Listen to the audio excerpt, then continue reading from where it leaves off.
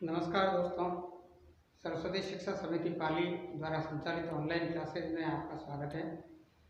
पिछले वीडियो में हमने क्रांतिकारियों का राष्ट्रीय स्वतंत्रता संग्राम में योगदान को पढ़ा था, लेकिन केवल पढ़े लिखे लोगों ने ही, जनजातीय लोगों ने भी तथा जो सामान्य किसान वर्ग के लोग थे उन्होंने भी भारत को स्वतंत्र कराने के लिए या अंग्रेजों के विरुद्ध संघर्ष की पृष्ठभूमि में अपना योगदान दिया है।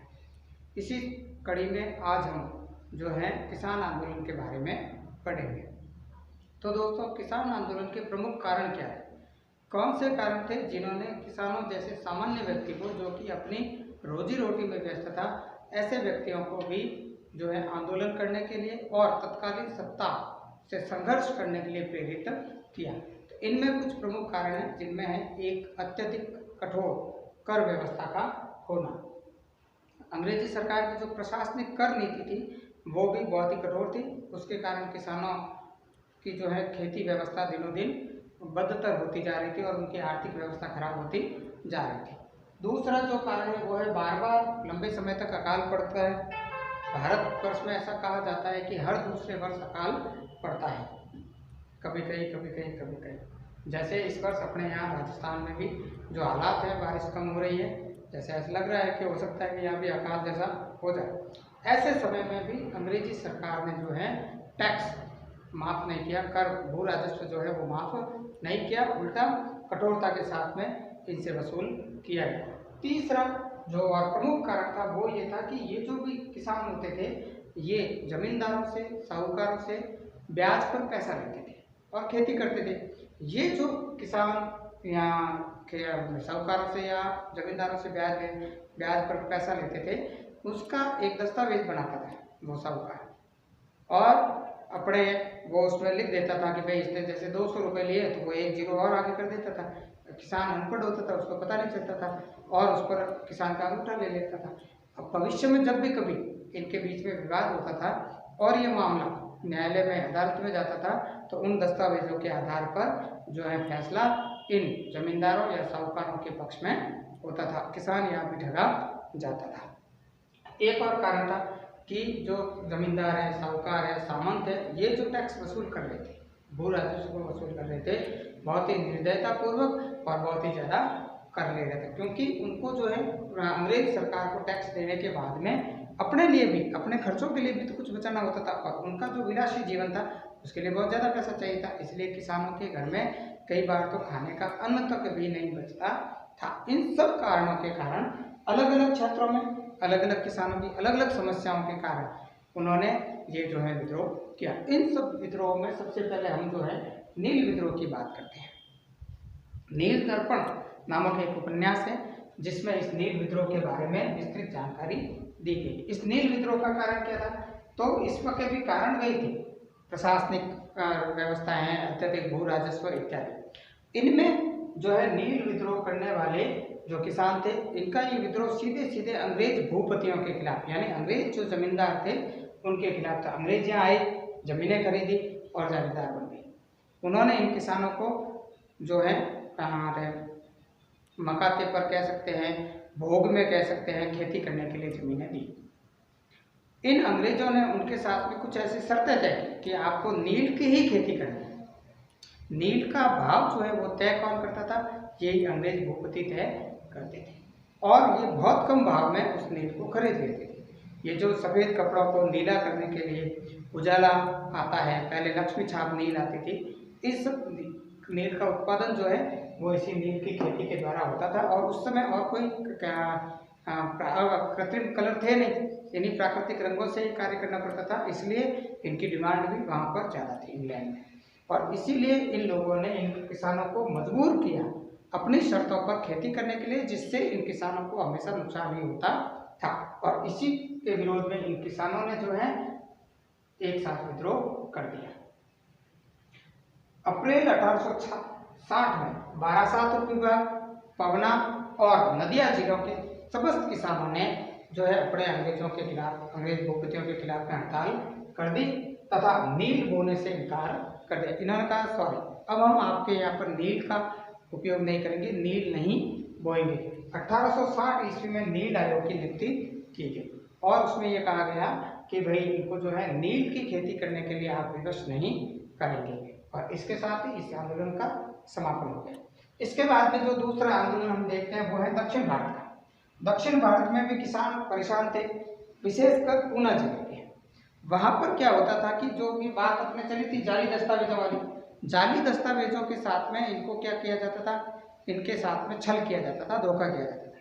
तो इन लोगों ने परेशान होकर के 1875 में पूना जिले के साहूकारों जमींदारों के घरों पर आक्रमण किया और वहां से लूटपाट कुछ भी नहीं की। उन्होंने केवल और केवल उन दस्तावेजों को आग लगा दी जिन पर इनके साइन करके वो उन्होंने इनको जो है बांध रखा था, या इनका जो भी कर व्यवस्था या जो भी इनको इन्होंने जो वो ब्याज पर दिया था उसका। उसके बाद में ये विद्रोह जो है धीरे धीरे अहमदनगर तक फैल गया। 1879 ईस्वी में अहमदनगर तक फैल गया और सेना ने इस आंदोलन को नियंत्रित किया। इतना भयंकर आंदोलन था कि अंग्रेजों को अपनी सेना बुलानी पड़ी। उसके बाद अगला आंदोलन हम देखते हैं पंजाब का। पंजाब के किसान आंदोलन में क्या था, पंजाब में खेती बहुत अच्छी होती थी, लेकिन फिर वही बात, भूमि का जो जागीरदार होता था, जो सामंत होता था, जो साहूकार उनको पैसे देने वाला होता था, ये सारे लोग इनसे जो है वापस वसूली जो करते थे वो इतनी ज़्यादा करते थे कि धीरे धीरे ये किसान ऋणग्रस्त होता चला गया और उनके ऋण पत्र में पैसा नहीं चुकाने की स्थिति में भूमि का अधिग्रहण उस जमींदार के द्वारा कर लिया जाएगा, ऐसा किया गया। तो जब ऐसा हुआ तो इससे धीरे धीरे क्या हो गया, पंजाब के जो किसान हैं वो भूमिहीन हो गए और उनकी भूमि पर दूसरे गैर किसानों का कब्जा हो गया। इससे रोकने के लिए इन लोगों ने आंदोलन किया, सरकार तक अपनी बात पहुंचाई। तब सरकार ने जो है पंजाब भूमि अन्याक्रमण अधिनियम 1900 पारित किया और इसके तहत किसानों की भूमि का हस्तांतरण बंद कर दिया गया। जैसे वर्तमान में SC/ST के नाम से अगर कोई जमीन है और उसको वो बेचान करना चाहता है तो वो केवल और केवल उसी जाति या SC/ST उसी वर्ग के लोगों में ही हो सकता है, वो अन्य वर्ग के लोगों द्वारा इस भूमि की खरीद नहीं हो सकती, क्योंकि इससे उनका शोषण होने का खतरा बना रहता है और उनकी जमीनों पर दूसरे भूमि या पैसे वालों का अधिकार होने का खतरा रहता है। इसीलिए इसको लागू किया गया और उसी प्रकार का उस समय पंजाब में भूमि अन्याक्रमण अधिनियम 1900 में पारित किया गया था। इनके अलावा एक जो कि बहुत ही चर्चित आंदोलन रहा भारत में, वो रहा बिहार के चंपारण का। ये इसलिए आंदोलन ये चर्चा में रहा क्योंकि बिहार में चंपारण एक स्थान है, वहाँ के किसानों को इसी नील आंदोलन की तरह ही नील की खेती के लिए अंग्रेज जमींदार जो है विवश करते थे और इन लोगों ने उसके खिलाफ में अपना एक कार्यक्रम शुरू किया, आंदोलन शुरू किया, लेकिन अंग्रेज उनकी तरफ ध्यान नहीं दे रहे थे। तो इनका नेता था राजकुमार शुक्ला। राजकुमार शुक्ला कांग्रेस के अधिवेशन में गया था और वहीं पर उसको महात्मा गांधी मिले। उसने महात्मा गांधी को समझाया कि भाई हमारे यहाँ पर यह दिक्कत है, लेकिन उस समय महात्मा गांधी तुरंत 1915 में ही वापस भारत लौटे थे और 17 की बात है। तो उनको जो है बिहारी भाई जो राजकुमार शुक्ला ने हिंदी बोली वो समझ में नहीं आई। उनको उस समय तक हिंदी इतनी ही समझ में आती थी, या तो अंग्रेजी जानते थे या गुजराती जानते थे। तो उन्होंने डॉक्टर राजेंद्र प्रसाद को बुलाया कि भाई ये व्यक्ति जो कह रहा है ये क्या क्या है, आप प्लीज एक्सप्लेन मी। तो उन्होंने कहा कि भाई ये राजकुमार शुक्ला है और चंपारण से आया है। वहाँ पर नील की खेती करने वाले किसान जो हैं वो अंग्रेज जमींदारों से बहुत ही परेशान हैं और आप चूँकि दक्षिण अफ्रीका में आंदोलन करके आए हैं और यहाँ भी आपका अच्छा नाम है, तो क्यों ना आप चले वहाँ पर, क्योंकि 1914 से लेकर के 1918 तक जो पहला विश्व युद्ध चला था उसमें महात्मा गांधी ने अंग्रेजों का सहयोग किया था सेना में भर्ती कराने के मामले में। इसी के लिए उनको भर्ती करने वाला सार्जन भी कहते थे। तो गांधी जी की बात समझ में आई, तो गांधी जी ने कहा ठीक है चलो तुम, मैं भी आता हूँ और मैं इस पर कुछ न कुछ जरूर करूँगा। फिर गांधी जी वहाँ गए, सामान्य किसानों से बातचीत की और किसानों से बातचीत करके उन्होंने भारत का पहला सत्याग्रह यहाँ पर चंपारण में किया। अंग्रेज सरकार ने इनकी बात मान ली और इनको जो है नील की खेती करने के लिए विवश नहीं किया जाएगा ऐसा प्रस्ताव सरकार ने पास कर दिया। उसके बाद में अगला है खेड़ा सत्याग्रह। खेड़ा गुजरात में आया हुआ है। गुजरात में भी किसानों के क्या उधर खेती खराब हो गई अकाल के कारण। किसानों ने कहा हम टैक्स नहीं देंगे। इधर सरकार ने कहा हम तो टैक्स लेंगे, क्योंकि पूरी क्षेत्र में भूमि फसल खराब नहीं हुई थी। कुछ जगह फसल खराब हुई थी, कुछ जगह नहीं हुई थी। तो फिर महात्मा गांधी यहाँ पर भी आए। तो यहाँ पर सरदार वल्लभ भाई पटेल का इन्होंने सहयोग लिया। सरदार वल्लभ भाई पटेल को सरदार की उपाधि यही कि खेड़ा सत्याग्रह में जिन महिलाओं ने सहयोग किया था उन्हीं महिलाओं ने उनको सरदार की उपाधि दी थी।